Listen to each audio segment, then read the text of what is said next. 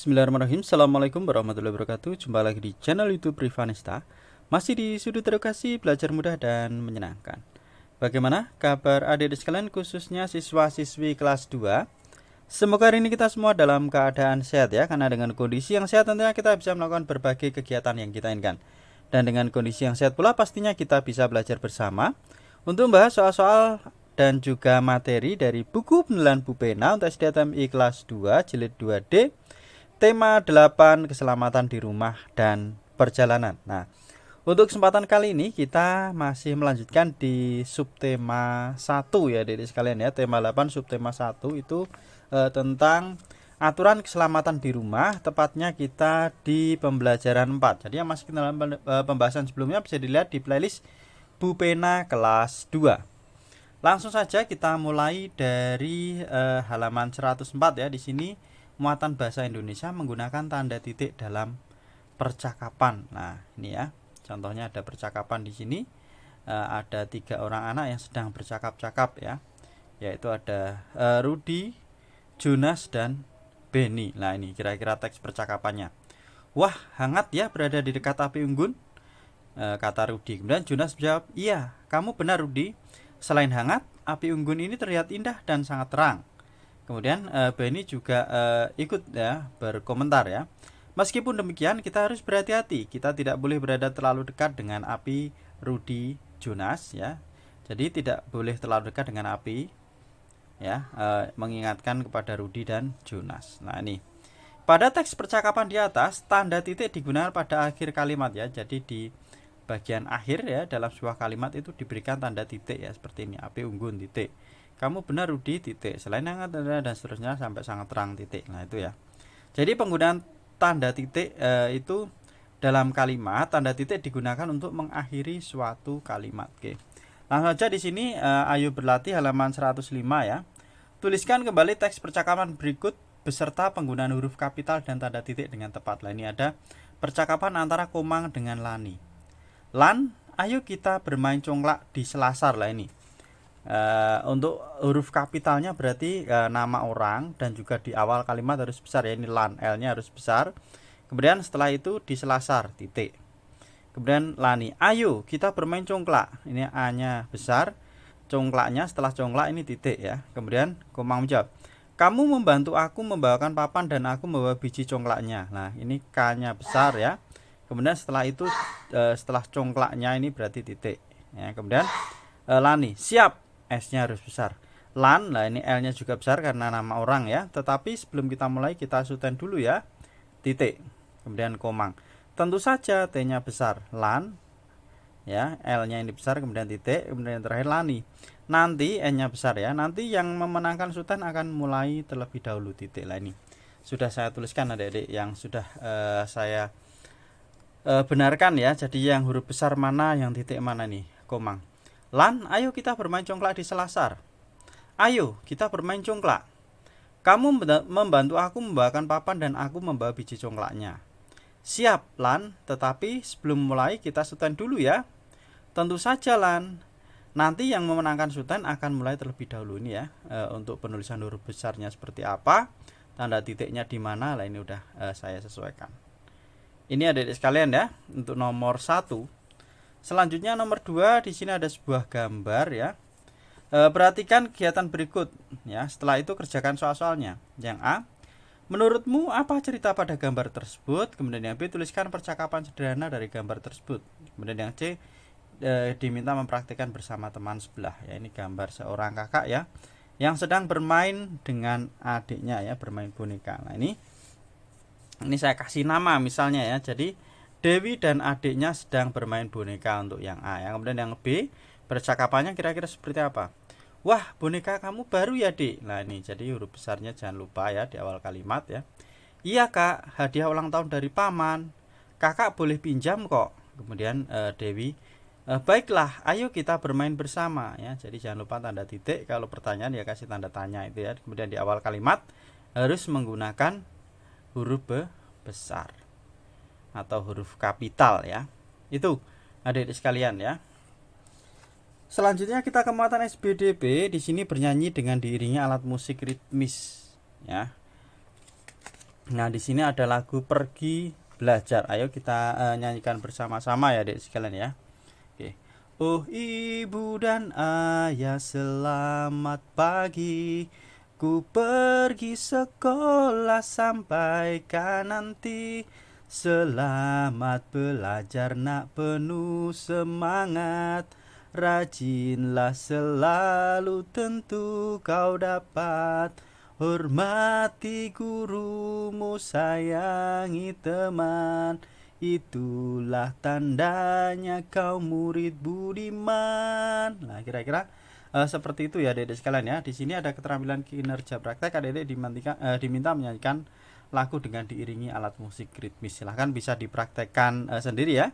Termasuk ketukannya seperti apa, panjang pendeknya seperti apa ya. Kita langsung ke muatan matematika. Ini menulis tanda waktu ya. Jadi untuk menuliskan tanda waktu pada jam itu perlu memperhatikan angka yang ditunjuk oleh kedua jarum ya. Jadi jarum pendek itu menunjukkan jamnya ya. Kemudian jarum panjang itu menunjukkan menitnya lah. Di sini jarum pendek di angka 3, jarum panjang di angka 12. Itu artinya adalah pukul 03.00 ya. Kemudian yang kedua nih, jarum pendek di angka 8, jarum panjang di angka 12 ya, berarti pukul 08.00 ya, atau jam 8. Nah, sekarang kita kayu berlatih adik sekalian ya. Tarilah garis untuk pasangan waktu yang sesuai. Kita lihat ya. Jarum panjang di angka 7, jarum pendek di angka 7, jarum panjang di angka 12, berarti jam 7 ya. Ini kita tarik garis ke sini, berarti ini jam 7. Jam 7 itu yang ini adik-adik. Nah, kemudian ini jarum pendek angka 11, jarum panjang di angka 12. Berarti di sini adalah jam 11. Ya. Oke. Selanjutnya ini jarum pendek di angka 2, jarum panjang di angka 12. Berarti jam 2. Nah, ini kita lewat ke sini. Ya. Motong ke sini ya. Kemudian ini jarum pendek di angka 8, jarum panjang di angka 12, berarti ini jam 8. Nah, seperti ini adik-adik kira-kira jawabannya ya. Jadi ini jam 7, jam 11, jam 2, dan juga jam 8 ya, atau pukul 7, pukul 11, pukul 2, dan pukul 8.00. Lanjut kita ke soal nomor 2 ya. Tuliskan waktu yang tepat sesuai gambar. Lah, Nina mencuci piring pukul, lah ini berarti kalau kita lihat di sini adalah pukul 05 ya, 05.00 ya, atau jam 5 sore ya. Kalau kita lihat di sini berarti pukul 05.00. Karena jarum pendek di angka 5, jarum panjang di angka 12. 05.00. Kemudian Tony bermain bersama adiknya pukul, nah ini berarti pukul 10 ya. Jarum pendek di angka 10, jarum panjang di angka 12, berarti pukul 10.00.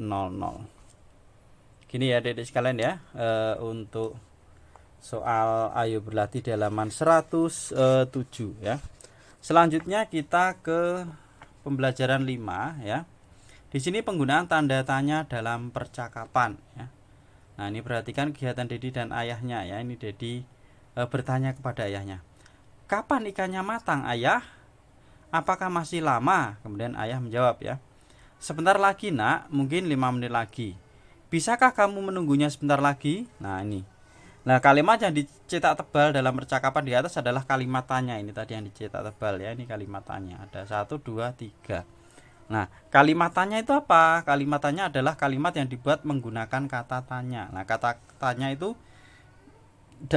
biasanya diawali dengan kata apa, siapa, di mana, mengapa, kapan, dan bagaimana. Dan juga harus diberi tanda tanya ya di akhir kalimat. Nah, kalimat tanya juga dapat dibuat dengan menambahkan partikel lah pada suatu kata. Partikel kah, maaf ya, bukan lah ya, partikel kah. Misalnya di manakah, siapakah, apakah. Nah, itu ya. Bagaimanakah? Nah, ini sekarang kita kayak berlatih.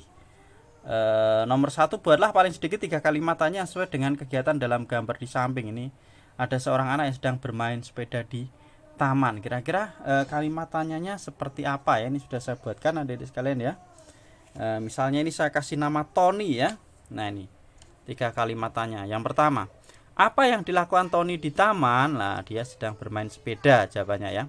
Di mana Tony bermain sepeda? Nah, jawabannya di taman. Dengan siapa Tony bermain sepeda? Nah, ini dia bermain sepeda sendirian itu. Nah, kalimat tanyanya ya. Kemudian untuk yang nomor 2, sampaikan kalimat tanya yang telah kamu buat di depan kelas. Ini silahkan bisa dibacakan di depan kelas ya, di depan teman-teman dan bapak ibu guru di kelas. Lanjut kita ke muatan PPKN ya, tentang persatuan dalam kegiatan olahraga ya. Di sini langsung aja kita ke ayo berlatih ya.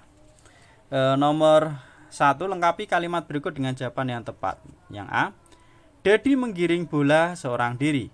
Dedi tidak mau mengoper bola kepada temannya. Dedi menunjukkan sikap, nah kalau tidak mau kerjasama berarti sikapnya egois atau tidak mau bekerja sama. Akibat dari perbuatan Dedi adalah apa? Nah, timnya bisa kalah ya, karena keegoisan dari Dedi tadi, tidak mau bekerja sama ya. Kemudian yang B, Lani dan Jonas satu tim dalam permainan bulu tangkis. Sebagai satu tim mereka harus saling bekerja sama. Itu jawabannya ya. Kemudian yang C, Komang, Made, dan Mei bermain kucing jongkok. Komang yang menjadi kucing berhasil menyentuh tangan Made yang tidak sedang berjongkok. Tetapi Made tidak mau menjadi kucing. Made menunjukkan sikap tidak mematuhi aturan ya, atau tidak sportif ya, karena harusnya kalau sudah tersentuh berarti dia harus mau menjadi kucingnya ya. Kemudian akibat dari tindakan Made adalah bisa terjadi pertengkaran ya itu ya. Jadi permainan menjadi tidak menarik ya, bahkan bisa selesai ya, karena ada seseorang yang kurang sportif. Kemudian nomor 2, ceritakan satu contoh pengalamanmu saat berolahraga yang mencerminkan persatuan dalam keberagaman. Jelaskan sikap yang harus dipelihara agar terwujud persatuan dalam keberagaman. Oke. Untuk halaman 110 ya, di sini sudah saya berikan contoh misalnya ya ini. Aku bermain sepak bola bersama teman-teman ya. Kami sebagai tim harus kompak agar bisa menang dalam pertandingan. Nah, ini satu contoh pengalaman saat berolahraga, yaitu bermain sepak bola bersama teman. Itu adik-adik sekalian ya. Sekarang kita ke pembelajaran 6. Ini dimulai dari muatan bahasa Indonesia tentang kalimat tanya dalam percakapan ya. Tadi sudah sedikit kita bahas ya. Langsung saja di sini. Nah, untuk muatan PKM juga persatuan dalam keberagaman ya. Jadi keberagaman agama ya ini ya. Jadi keberagaman agama. Nah, untuk memulai pelajaran karena agamanya yang berbeda-beda, maka siswa bisa saat memulai pelajaran dengan berdoa sesuai agama yang dianut ini, supaya tercipta kerukunan ya. Selanjutnya untuk muatan matematika, di sini ada tanda waktu 24 jam. Kalau tadi kita tahunya hanya jam 1 sampai dengan jam 12 dengan ditandai pagi, siang, sore, malam. Sekarang waktu 24 jam. Nah, pelajaran sekolah dimulai tepat pukul 7 pagi dan berakhir pukul 11 siang. Pada kalimat di atas, waktu ditulis dengan menggunakan keterangan pagi dan siang. Nah, ini. Nah, penulisan waktu yang melibatkan keterangan pagi, siang, sore, atau malam itu disebut penulisan tanda waktu 12 jam. Nah, ada cara lain penulisan waktu, yaitu dengan 24 jam. Jadi tidak perlu lagi kata-kata pagi, siang, sore, atau malam ya. Nah, karena hanya ada 12 angka pada jam analog, maka setelah pukul 12 siang disebutkan lah ini, misalnya kalau jam 1 siang itu pukul 13, jam 3 sore itu pukul 15 dan seterusnya ya. Jadi ini 13, 14, 15, 16 sampai kalau 12 malam itu berarti 24 ya. Itu adik-adik sekalian ya. Langsung saja kita ke ayo berlatih ya. Ini langsung udah saya isi ya. Yang nomor 1, tuliskan sesuai tanda waktu 24 jam. Perhatikan keterangan waktu yang diberikan ya.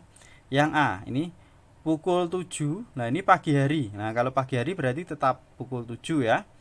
Kemudian pukul 2 siang hari. Lah, pukul 2 siang hari berarti ini pukul 12 ditambah 2 berarti pukul 14.00 ya. Kemudian ini pukul 5 sore hari. Lah, 5 sore hari berarti 12 kita tambah dengan 5 berarti pukul 17.00 ya.